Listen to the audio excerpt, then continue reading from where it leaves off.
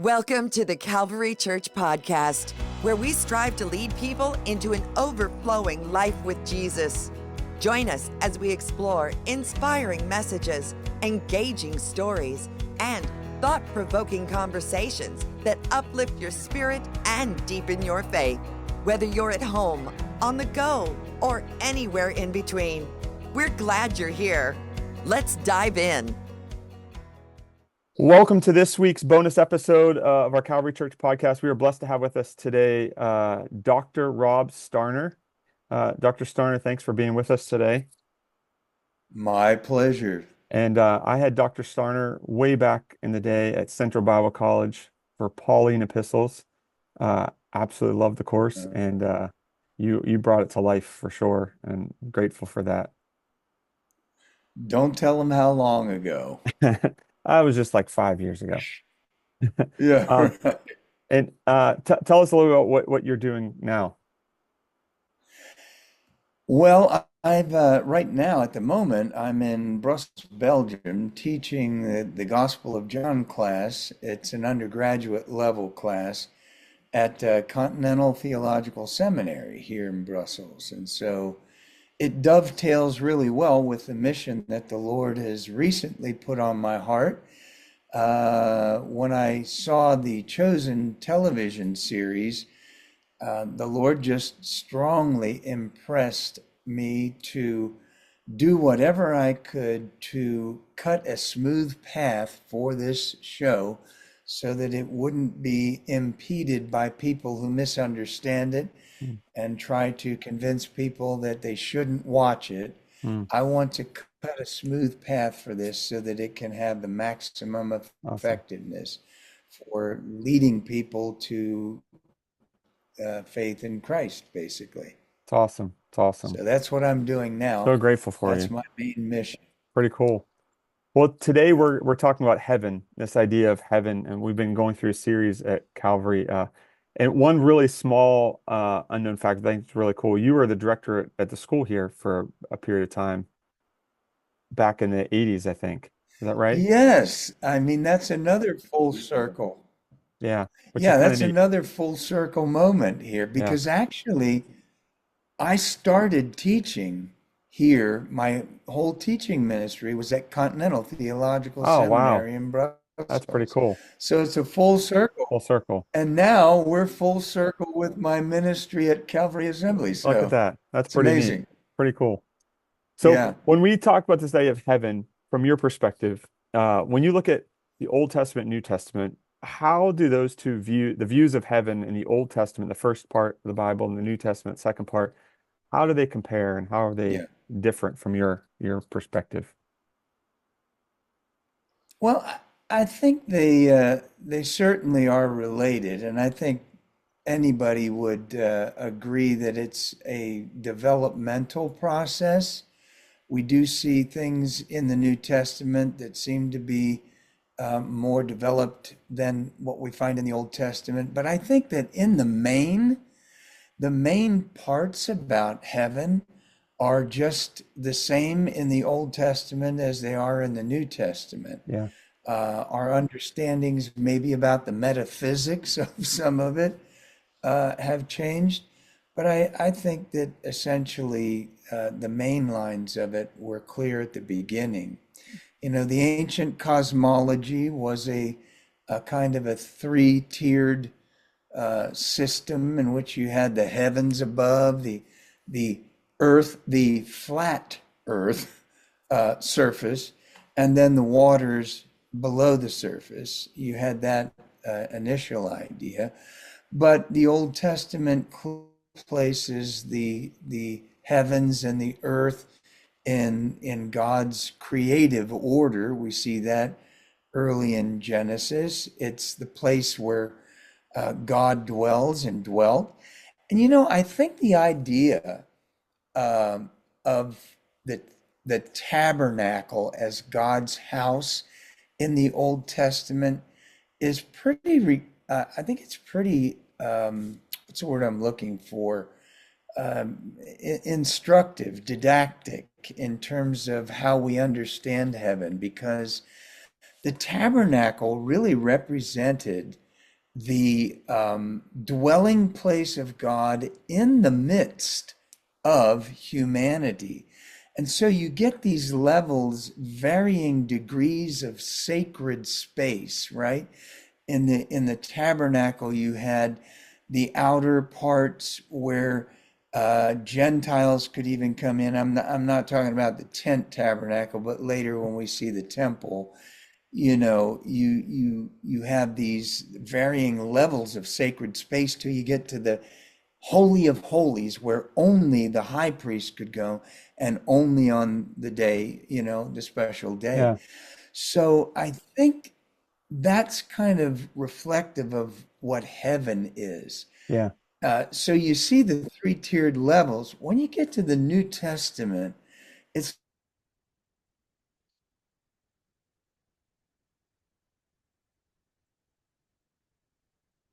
not the highest heaven where God is, but Mhm. in the and the angels and such. So I think there is that development Yeah. in the New Testament, but still it's about sacred space. It's about Yeah. uh, relationship with God, really. That's good. That's really good. In theological terms, what's the significance of heaven, uh, and the concept of heaven in God's ultimate plan for humanity?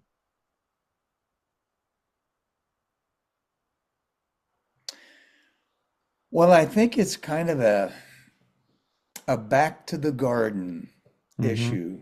Mm-hmm. Heaven is going to be a restoration of the situation and the the relationship between God and man in the garden, where they walk together, talk together, were in close fellowship with each other. And it's in the same kind of context as a face to face being with each other. Yeah. The Apostle John, in the opening section of his gospel, writes that in the beginning was the Word. He's talking about, the person of Jesus, but the second person of the Trinity. But the Word was with God. That word "with," there's two main words for "with" in Greek. One is means basically just be in the company of. You're accompanied by somebody. That word is soon. A word that's used by John instead is pros, and that word has more to do with an actual relationship. So you're in not just the same space, you're in the same mindset, Mm. framework. You are one in that. And I think that heaven represents that same kind of situation. So you get the same model in the Trinity. The relationship between the Father and the Son is completely whole. It's completely on the same track, the same nature, the same desires, the same will and plan and purposes. They are united. Mm. And that's what God intended originally for humans Yeah. to be reflecting God's image, to be reflecting his nature and his will, plan, and purposes. Mm. And so, of course, sin messed that all up. But heaven and our existence in heaven is to be in that kind of restored state where we are at one with God. That's great. And That's so great. we're at one with each other. I know I had you for Pauline epistles. You have a lot of background on that. When you look at Paul's writings in the New Testament, what do you see as the most significant contribution that Paul brought to our understanding of heaven today? Well, I think one of the things is hope. And by hope, I mean the biblical concept of hope, not simply wishful thinking, Yeah. well, I hope it doesn't rain or something, but hope in the sense that it's a confident expectation of a reality that we don't yet see Mm-hmm. fully. And of course, Now our relationship with God is somewhat limited by our condition in which we are. Uh, but when we are fully pure and purified, we will be able to be in the immediate presence of God. Mm, And in that state, we become one with God. We become unified as a body. We're still a community, which I yeah. think is significant, which the model of the Trinity shows us that God is community. Hmm. It's a working together. If love is at the foundation of God's nature, right? The whole thing behind love is an other-centeredness. Yeah. And if there's only one person, kind of hard to be other-centered. There is no other. But because he's created all of us, we now have the ability to love and to receive love, to give Mm, love and to it's receive love. good. So I think hope in the sense of a confident expectation that one day we are going to be in a state where we're going to be able to have that kind of fellowship with God and fellowship with one another.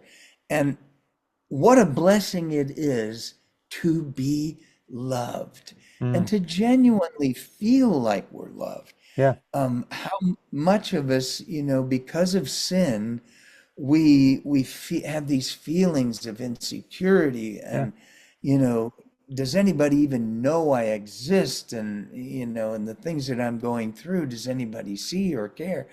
But when we experience that arms around kind of love in the natural, and you take that feeling in the natural and multiply that by a bazillion, which is what God's embrace feels like, uh, that means heaven's going to be a wonderful Oh, yeah. place. So I think Pauline thought develops this idea that no matter what circumstances are on the outside in our world, we have a confident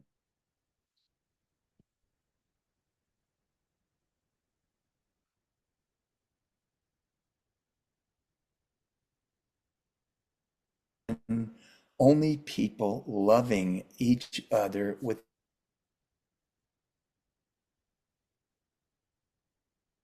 that's that's utopia. Yeah. Yeah. That's That's like a good. back to the garden moment. Oh, yeah. Can the belief in heaven become like a form of escapism, like uh disconnecting from the reality we're in right now? And Absolutely. how do Christians avoid that, while maintaining like a healthy view or Absolutely. focus on eternity? You know, yes, that and now our internet connection cut out just a Sorry. little bit, I was but I just saying, think I got the gist of how your do we question. not lean toward escapism but have a healthy view of eternity? Well, it comes back to just how close to the character of God do we really want to be? Mm, If we want to have God's nature, it's an other-centered nature, and we cannot allow ourselves to just have this idea of, oh, I'm going to just, you know, pay attention to myself. And I mean, it's almost like the Qumran community.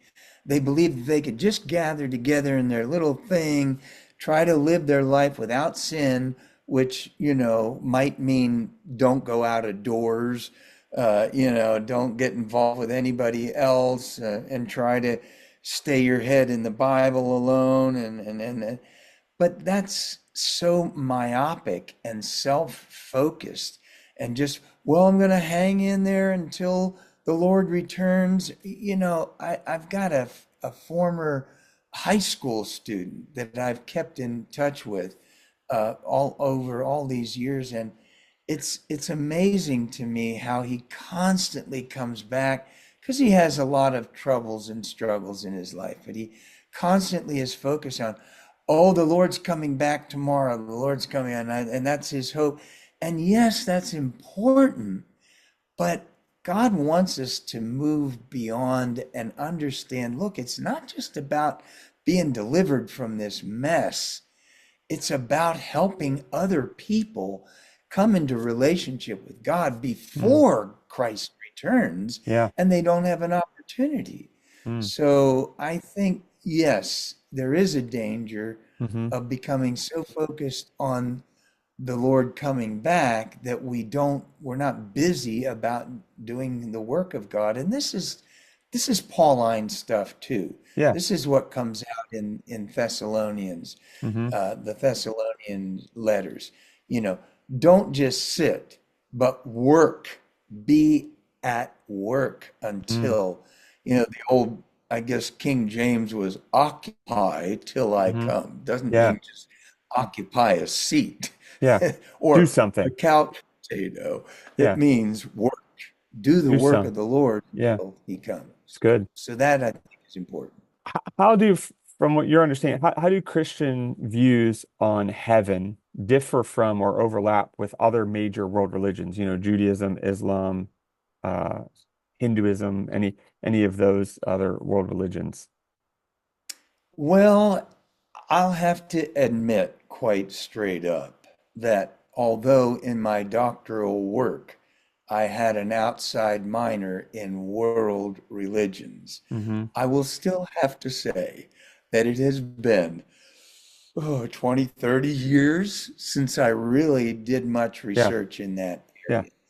That's So okay. what at least from my memory, I would think that much of what we find is focused more on the individual person rather than community. Yeah. It's more about a kind of peaceful nirvana, uh, which I think can infect our ideas about heaven as well. Mm-hmm. That's another part of what can be the problem.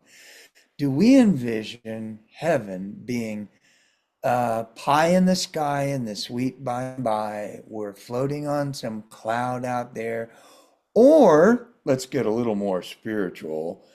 It's standing around the throne with a good worship band Yeah. playing and worshiping the Lord for eternity. Yeah. Um, and I don't mean to speak, you know, negatively about the wonderful experiences we have in that way, Mm-hmm. praising and worshiping the Lord in that way. But again, it I think comes back to a myopic understanding of what worship is. Yeah. God doesn't just want us standing around his throne, like worshiping him, but because he needs that affirmation. He had a bad day and he's really questioning himself. Mm. And when he sees all of the people with their arms raised praising him, he feels so much better about himself. Yeah. That's such a human way, a fallen human way of looking at it. When worship involves reflecting who he is in the cosmos. Good. And how do we do that? We do it by loving each other, by serving each other. And so I would say that our understandings of heaven should reflect that. It will be floating on some cloud out Mm-hmm. there. It's in fact a very, could we say, earthly existence. Mm-hmm. However, and this may be a point you wanted to get into later. I think that the book of Revelation particularly shows us that this is going to be an existence where it is a new heaven and a new earth. And I believe the imagery from Thessalonians is pretty clear. The ones who are left behind Mm-hmm. are not really the sinners. Yeah. The ones who are left behind are the ones who are saved. Yeah. It's the ones who are taken away who are missing out on the relationship, because when God comes, he's going to reconstitute the earth. I believe he's going to remake it. Yeah. And the fire that happens in the remaking of this earth back to its pristine condition is probably going to be very destructive for the people who are there when it Mm, happens. mm-hmm. So God is going to catch us all the way. He's going to remake the earth and he's going to return with us in this world now where we will be in utopia with him. So and I've heard so many different, I guess, perspectives on this. Your understanding is that heaven eternity is essentially experienced in a new earth, but physically and spiritually, but like we're not, like you Yeah, said, we're not floating spirits or something, but we're yeah, we're here on earth like this, but yeah. in what God originally intended. Yes, I think probably that's more likely. Yeah, On the other hand, I would argue that we should have some caution for sure. because I believe that heaven is more I would say more of a spiritual condition, a space, rather than a particular place or location. Hmm. I think heaven is more of a state of existence. Yeah. Heaven is more a state than a location. And by state, I don't mean Pennsylvania Hmm. or Texas. Yeah. I mean the state of Yeah. existence. So it may be that even now, it's in a dimension that's all around us. We just can't see it. Yeah. So, Okay. and I think sometimes, like the Apostle Paul, when he talks about visions that he has seen, I believe there is this kind of unveiling of that metaphorical curtain Hmm. that's between the temporal and the completely non-time Yeah. existence of eternity. It's good. So sometimes that veil is open, we can see visions of it, but we don't experience life in it. Yeah. Yeah. It's good. I Well, think after death experiences may approximate some of this. some of that. Yeah. Yeah. Last question I have here is what is one aspect of heaven that you think is most often overlooked or underappreciated in the church today? One aspect of heaven that's under appreciated. Well, I probably would come back to what I said about heaven being a place or a state in which you're existing in a community and you're working together, and your work is worship. Mm, So it's not an eternal, beach existence where yeah. you're just doing nothing and enjoying. I mean, there's nothing wrong with enjoying certain periods of wonder at God's creation and worshiping that. I'm not saying that at all. There's time for that, but to imagine heaven as being an entire existence of that alone, I think is a misunderstanding. I think that God designed us to be co-creators. Yeah. I think that's part of what's involved in us being able to procreate. Hmm. We are, in some sense, co-creating with God. And I think as a community, go back to the Old Testament when they are at the Tower of Babel. They had an idea, all right. We're going to Hmm. get ourselves to heaven, but it was a group project. They were working. They had a good idea, but a wrong motive and direction, Yes. Yeah. right? Yep. Yep. But Yep. imagine us all being together, knowing the will of God and creating things that God really wills, being co-creators with Him in a group setting and working together. Mm, Wow, I think that's that'll good. be cool. And all the labor will be not met with any obstacles. Yeah, which is It's awesome. not labor that ticks me off. I don't Hmm. mind labor. It's the stuff that works against what we're trying to do that Hmm. often happens in the here and now, It's good. you know. Good. But in the there and then, you won't have weeds to pull. Mm, your garden will be just flourishing. Flourishing. Yep. That's cool. That's really good. I don't know if that's No, that's any really good. help, Any last thoughts on this idea of heaven, this concept of heaven?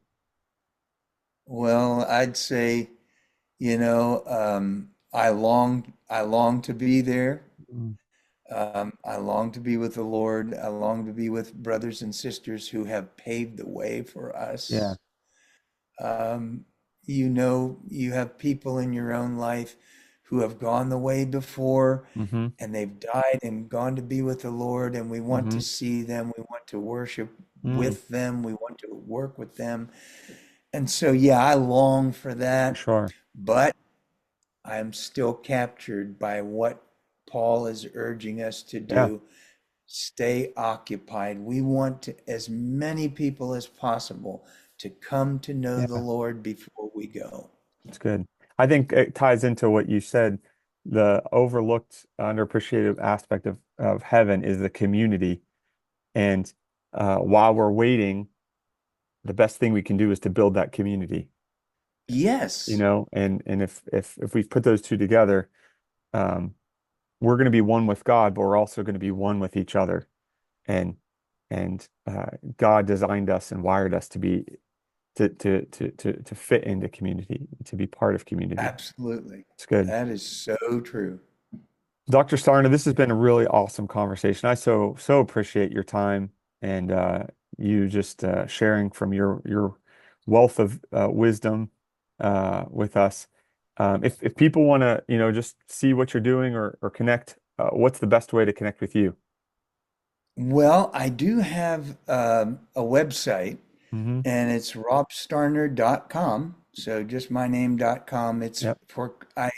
It's not really used for personal stuff. It's Yeah. almost all ministry. Yep. So I do have Cool. another website that's a kind of separate ministry website too, but it's called Cross Lens Ministries. And so that's the name of it. Cool. And that's probably the best way to contact me. We'll put that in the episode notes for this. So thank Yeah, you so much. robstarner.com. Thank you for your time and just so appreciate you. Thanks for the investment you've made into my life too. You're welcome. And I want to say as well, it has been a pleasure being in your life Yeah. and a joy to see what God is doing through your Mm, life, Nick. I thank you. promise you, That means it a lot. blesses me like Mm, crazy. that means And a the lot. fact that you've got a beard Yeah, going, look at that. Just like you, you're following your on target. footsteps. Thank you so much. I so appreciate you. Thank you for joining us today on the Calvary Church Podcast. We hope you found encouragement and inspiration in today's message. Remember, you are not alone on your faith journey. If you enjoyed this episode, please share it with your friends and family. And don't forget to subscribe to our podcast so you never miss an episode. For more information about our church, upcoming events, and ways to get involved, visit our website at calvaryirwin.com or follow us on social media at Calvary Irwin. Until next time, may God bless you and keep you. Have a wonderful week.